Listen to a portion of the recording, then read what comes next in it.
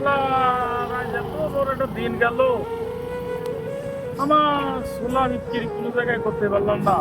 কি যে আছে কপাল আল্লাহ। ও দাদা, দাঁড়াও দাঁড়াও দাঁড়াও দাদা। দাদা ছোলা বেশি, 10 টাকা ছোলা দাও তো আমাকে। খাবো ভাই, আর দিচ্ছি ভাই। আরে ভাই রে,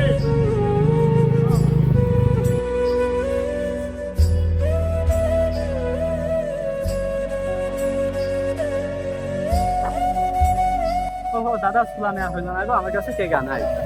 আমার কপালটাই খারাপ। সারাদিন হয়ে গেল ছেলেবেলি বলিতেছে যে তাড়াতাড়ি বাজার সদাই করে বাড়িতে এসো, ছোলা বেশি। আজ আমার ছোলা বিক্রি হইলো না। আমি আসছি কি করবো না, আজ ছেলেবেলি কি খাওয়াবো না। আর মহাজনের তো 2 কেজি ছোলা নিছি, 210 টাকা দিতে হবে। ওদিক ঝাল পেঁয়াজের দোকানে টাকা পাই 50 টাকা দিতে নেই, আমি মাত্র 20 টাকা ছোলা বেচেছি। আজ আমার অনেক কষ্ট হয়ে আছে। আমার এই ছোলা বিক্রি হলো না, আজ কি করবো না ভাই।